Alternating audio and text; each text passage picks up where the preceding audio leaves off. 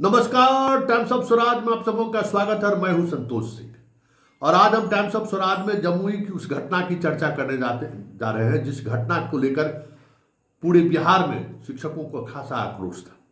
मैंने वो लगातार खबरें दिखाई थी और आपको हमने भरोसा दिया था कि इस घटना को लेकर कड़ी कार्रवाई होगी। और चलिए, आज एसीएस सिद्धार्थ खुद उस स्कूल पर पहुंचे और हमें लगता है कि इससे शिक्षकों का मनोबल बढ़ेगा, बिहार के तमाम शिक्षकों का मनोबल बनेगा कि एक अभिभावक के रूप में वो सीधे तौर पर घटनास्थल पर पहुंचे और शिक्षकों से बात की। जरा आप भी सुनिए क्या कुछ हुआ, जरा आप भी सुनिए। हम भी सुन रहे हैं, आप भी सुनिए। सर मतलब कि वो जो यहाँ बदमाश है सर, वो सीधे वहाँ से गाड़ी लगा करके सर एंट्री किया सर और उसका यही पहला सर है सर। बस यहाँ पर तो इतना बड़ा चाकू रखे हुए था सर, बस ऐसे करके उठाए हुए वहाँ से अंदर आया सर। सबसे पहले हम आगे आए सर, तो हमसे कुछ बात करेंगे, लेकिन बात करने से ऐसे चलाया, वह हम भागे, दिख के मांगा कि यहाँ चाकू जगह से मेरे घर से पहला सर यहीं बैठे हुए थे, यहाँ आसिम सर थे। बस हम तो भाग गए सर, बाकी ये 3-4 टीचर यहाँ पकड़ा गए। इन लोग को सर 70 लाठी मारा है इनको सर। और उसके बाद इन लोग को 70 तलवार। क्या नाम है उसका? हाँ। अपना नाम वो हम पहले नहीं पहचानते थे सर, ऐसा अपना नाम वो राजेश यादव बता रहे थे सर कि हम राजेश यादव हैं। राजेश यादव सर बहुत मारा सर, हम लोग को बचा लिया सर। नहीं कर पाएंगे, यहाँ दोबारा आओगे तो उड़ा नहीं कैसे कर पाएंगे सर। कहीं भी दे दीजिए, ट्रांसफर कर दिए सर। हम बीआरसी के ऊपर लिख के भेजे सर, 2 घंटा हमको फोन आया, हमें सब जगह लिख के भेज रहा है ट्रांसफर आओ तो बताते हैं। हम लोग को बचा लीजिए सर हमको तो डायरेक्ट बोला कि तुम प्रभार हो गए, तब हम बतिए नहीं थे कि यहाँ किसके लगा और यहाँ फटा हुआ ये सब पूरा थी। हम लोग को प्रभारी बने के 70 हम लोग कहीं ठीक है भाई, ठीक है। सुनिए सर, 70 लाठी इसको मारा ही चलते कि हम एक्सीडेंट कर गए सर। हम इनको प्रभार देंगे सीधे रही है और इसके चलते काहे तुम लिया, तुम हीरो है। 70 लाठी गिन के मारा, हमारे साथ आदमी तो मर जाता सर। तो छोड़ेगा भी नहीं सर, एकदम मर्डर कर देगा। वो बोलता है कि हम जाएंगे बाहर निकल, वो नहीं है सर। 10-12 वर्ष कुछ तो रहती है ऊपर बाहर, और हमको तो डायरेक्ट धमकी दे के गया सर।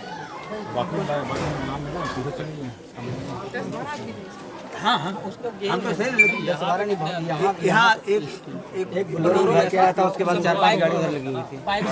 बाइक से भी आया था। घर से बाहर निकाल लिए? नहीं सर, मारने वाले 2 नहीं थे, एक ही था। नहीं, वो 3-4 में थे और उसके बाद में बोलेरो में रखा हुआ था सामान वामान, सब अंदर थे। और उसके बाद में उधर एक गाड़ी आई थी और 2 लोग आए थे जो इंडिपेंडेंट वहाँ का लोग कह रहे हैं जो इसी गाँव में जी को पहले मारपीट के फिर यहाँ। देखिए सर, एक टोला सेवक है, दूसरे बगल में फतेहपुर रास्ता पाया है, वहाँ इलाहाबाद स्टेशन पर छुट्टी होने के बाद पीटा, इतना मारा सर, क्या उनका भी बिल्कुल सर पूरा शरीर काला हो गया। हम लोग का यही दोस्त है कि नालंदा जिला से हम यहाँ शिक्षा देने के लिए आए हैं। जानते बेला है 5 गो बाल बच्चा, यही तो आना होगा। कहाँ जाओगे भाग के? आना तो यही होगा।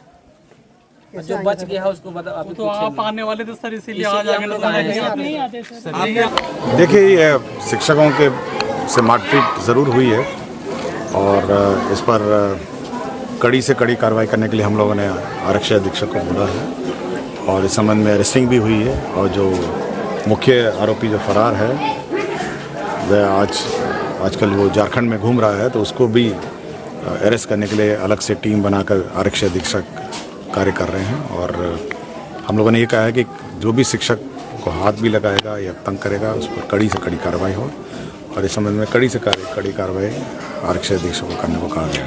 सर ये बिहार की पहली घटना होगी कि क्रिमिनल कैंपस में आते हैं और शिक्षकों के साथ मारपीट करते हैं, इवन की दौड़ा कर पीटा जाता है और रंगदारी की। हम लोगों ने कहा है कि कोई भी शिक्षक के साथ कोई भी घटना छोटी हो या बड़ी हो, उस पर कड़ी से कड़ी कार्रवाई करेंगे। हम लोग शिक्षकों के लिए एक भय मुक्त वातावरण स्कूलों में स्थापित करना चाहते हैं और किसी परिस्थिति में किसी प्रकार की घटना हम लोग शिक्षकों के विरुद्ध टॉलरेट नहीं करेंगे। आपके सामने भी टीचर्स में अपनी बात रखे हैं, तो उन्होंने बताया कि आज आपके कारण आ गए हैं, तो क्या कल से सारी व्यवस्था? नहीं, हम लोगों ने एक फोर्स रखा है और एसपी साहब को पूरी सुरक्षा व्यवस्था इंश्योर करेंगे कि स्कूल बिना किसी डिस्टर्बेंस के और बिना किसी भय के संचालित होगा। और आरक्षी अधीक्षक महोदय ने मुझे आश्वासन दिया है और लोकल थाना भी इंश्योर करेंगे कि यहाँ पे किसी प्रकार की घटना और टीचर्स के विरुद्ध नहीं होगा। सर, आपको लगता नहीं कि बंदूक के साए में शिक्षा नीतीश कुमार की सरकार में इस तरह देखिए, मैंने ये कहा है कि किसी प्रकार का भय मुक्त, हम लोग भय मुक्त वातावरण शिक्षा में देंगे और किसी भी प्रकार की घटना किसी भी टीचर के विरुद्ध हम लोग टॉलरेट नहीं करेंगे और कड़ाई से कड़ाई कार्रवाई हम लोग करेंगे। तो सुन लिए, सभी शिक्षकों से उन्होंने बात की, फिर अपनी भी बात रखी, लेकिन बड़ा सवाल यह है कि एसपी पूरे मामले को बड़ा कैजुअली ले रहा है।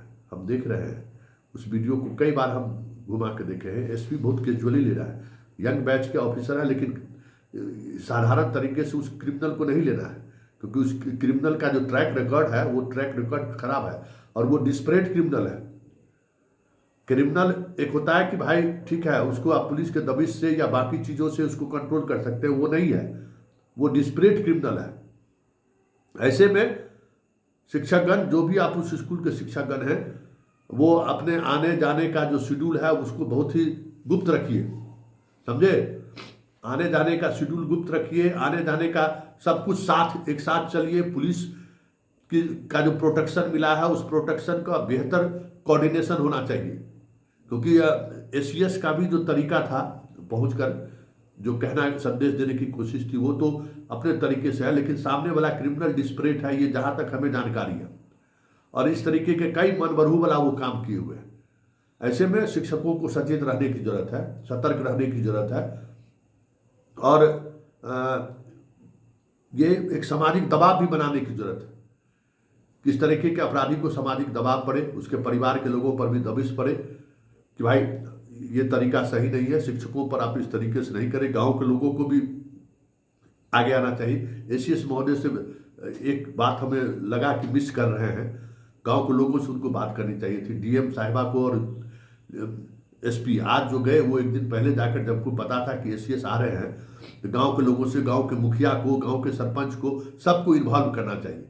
क्योंकि देखिए, आप हर किसी को सुरक्षा नहीं दे सकते हैं और हर समय स्कूल पर पुलिस फोर्स नहीं रख सकते हैं, उस बच्चों के मनोविज्ञान पर भी उसका प्रभाव पड़ेगा। इसलिए बेहतर कैसे क्या हो सकता है, बातचीत होनी चाहिए। उस अपराधी को आप जेल भेज के समस्या का समाधान नहीं कर सकते।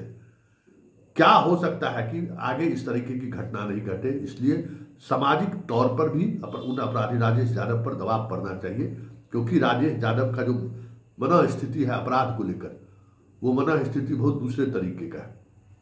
और सीधे थाना को कह दिए, थाना कितना जिम्मेवार है। एस सिद्धार्थ को लेकर थाना प्रभारी क्या समझ रहा है हमको कहना मुश्किल है, समझिए। के पाठक को तो लेकर एक नजरिया है, लेकिन एस सिद्धार्थ को लेकर वो धमक है कि नहीं है मुझे नहीं मालूम।